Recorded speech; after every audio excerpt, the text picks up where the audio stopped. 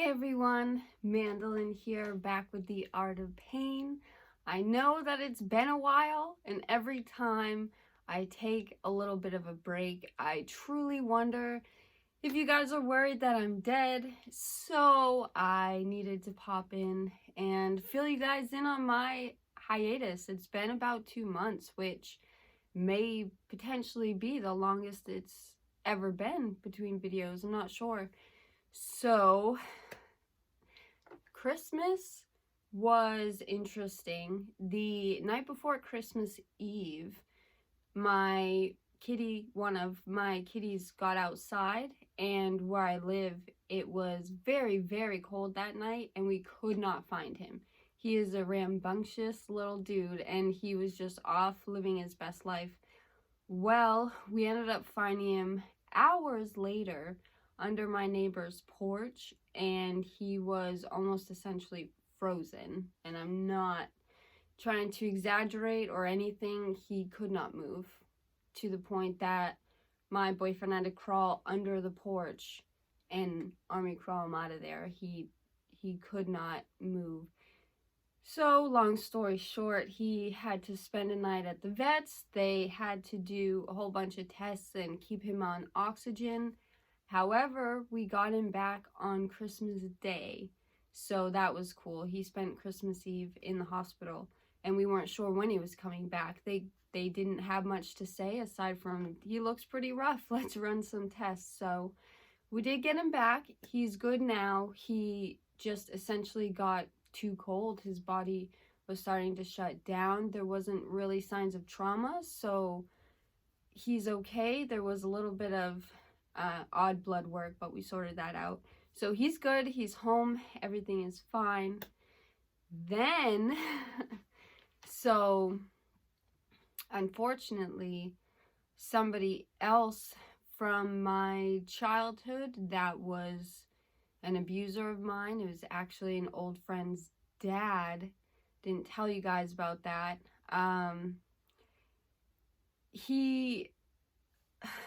After everything happened, this was completely different than what happened with my grandfather. It couldn't have been any more different.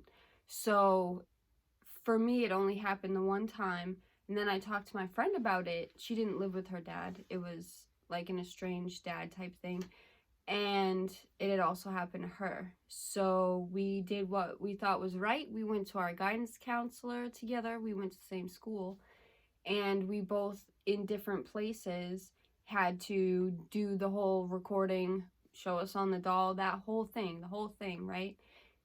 And then he went to jail. And because I was young and I didn't really understand, I thought he went to jail for that. I thought that's why he went to jail. Turns out it was actually for a completely different thing that had nothing to do with it, and the case was dropped. I wouldn't find out that the case was dropped and the time that he served was not for us until 2 years ago, I want to say. Maybe 3 now, since it's 2021. I believe it was 2018. I got that call. My friend had messaged me to let me know, hey, we're going to need your testimony for him. And I was just like, what do you mean? I thought he already spent his time. No. So I had to do the whole thing again, just like it had just happened. I had to tell the detective everything that I could remember, and he told me verbatim just about that what I told him that day matched the videotape that he saw from me back in 1998, like tiny little 8-year-old me. And he had tears in his eyes, and he said he would do what it takes to put him away, right? So that happened itself years ago, never mind the actual trauma that took place when I was 8. So I hadn't heard anything from then. I knew that I did all that I could on my end, and then it was in the hands of the detective and the state of where I live. So I received word again from my friend in January that the case is wrapping up and that they have enough on him. There's actually a lot more victims than myself and my friend. It actually turns out this guy was a bit prolific. So I initially felt awesome. You know, like I helped put a bad person away. That I'm here to help. That ties into everything. And then I started feeling really weird, and I was in a bad place for a little while, not necessarily like suicidal bad place, just like I don't like myself bad place. And then I had a huge bout of mania. I ended up getting another tattoo. You guys don't know, but I now have 2 tattoos on my thighs. Not that it matters. But I got my second tattoo, and I'm a Libra. I hate to bring up astrology. I know a lot of people don't believe in it, but whatever. I'm a Libra. Now that they were even, I was feeling myself, okay? I felt amazing. I felt amazing. And I wish that it lasted longer. Oh, it's almost just like anything else. Like when I dye my hair or when I got my cartilage piercings, it's just like an initial wave of, yeah, I'm badass. And then it's like, all right, I'm bored now. What's next? And I can't just do those types of things whenever I want to. You know, there's a lot of money in it, planning, whatever. It just can't do that all the time. I could actually only do the 2 thanks to the stimulus checks. So there's that.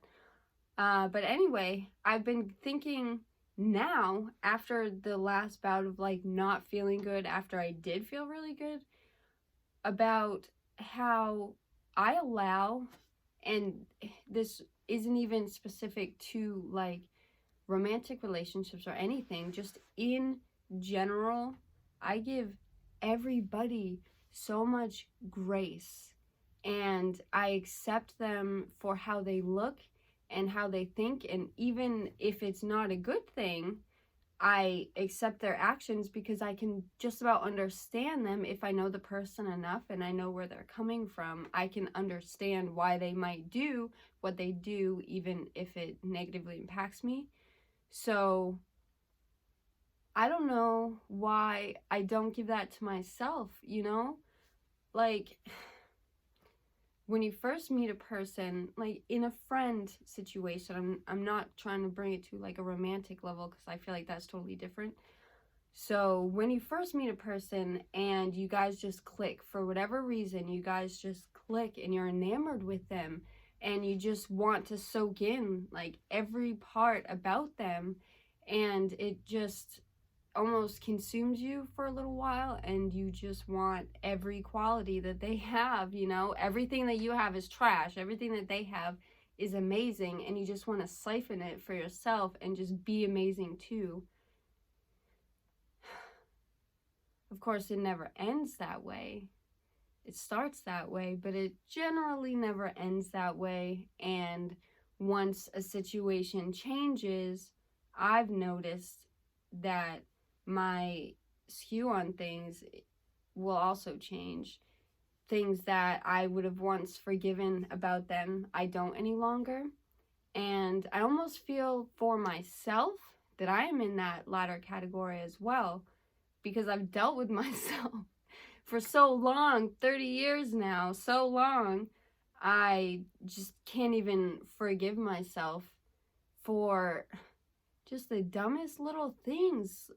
I could meet someone in the street who is my doppelganger, okay, replica of me, and I would be like, you are amazing, you are an amazing individual, I love everything about you, whatever, because I could see where they're coming from. But since I've always had my eyes and my brain and my heart, I can't get back to the start of the relationship where everything they do is cool.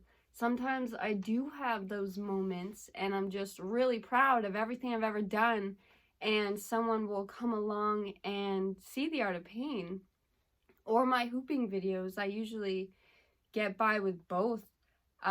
They'll see them and they'll be like, oh my goodness, that's so cool. And then I'm just like, okay, That's why I'm here. I'm here because even though I've been doing this for over a year now and don't have that many followers in the giant scheme of things, I do still have many people that care about these videos and may even need them.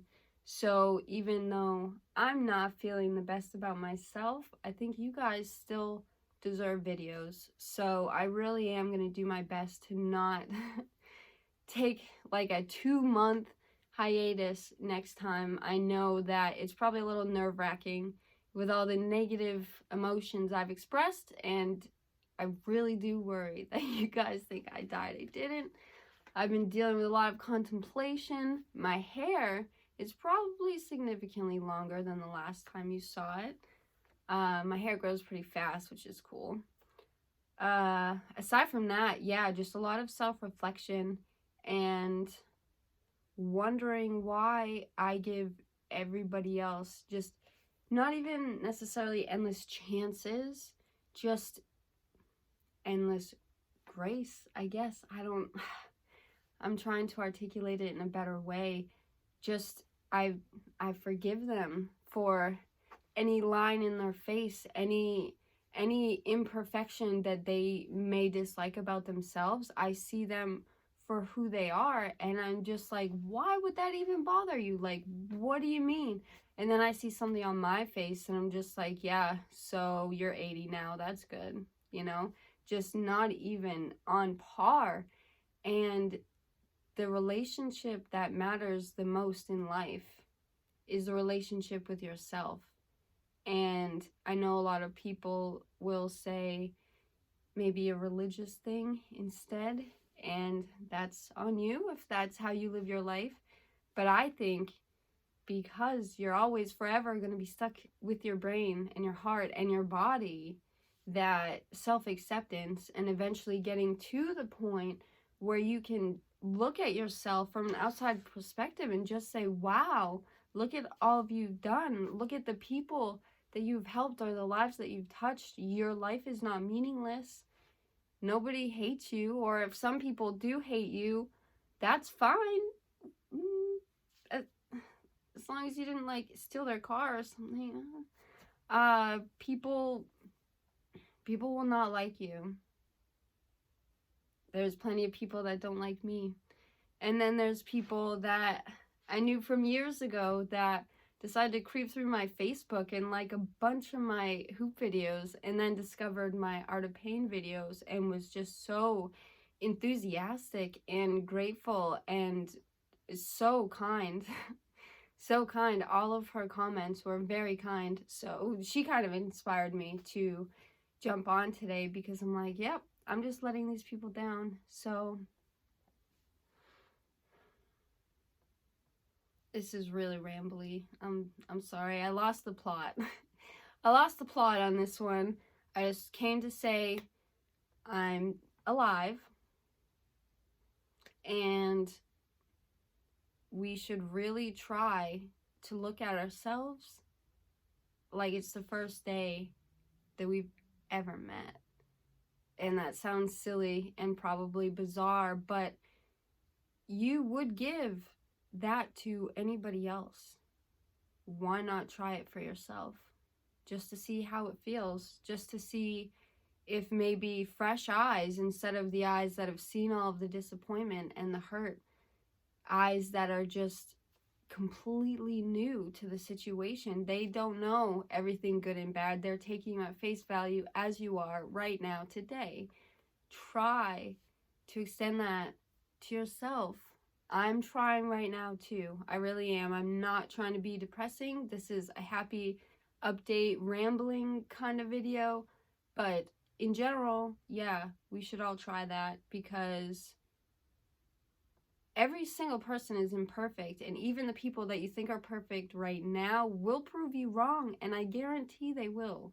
I can guarantee they will prove you wrong, because nobody is perfect. Everybody is constantly growing at their own rate. So look at yourself with some fresh eyes. I know that it's hard. I know that the creeping, bad, yucky thoughts are hard to ignore. But I also know that you are worth the challenge. I didn't say it was an easy road. I don't think I've ever said in any of these videos that it would be easy, and it's not. It's not. If I tried to label this as a self-help page, I couldn't. There's no way. I'm not saying I can't help people, but I don't have a map. Nobody does. I have advice from what I go through and what I learn from it. And we just should all try a little bit harder. Yes, extend that kindness to others, but try to keep just a little bit for yourself. See how that feels. I hope you guys have a great rest of your day. I really will do my best to post more often. I apologize. Thank you for watching, as always, guys. And yeah, let me know how you are.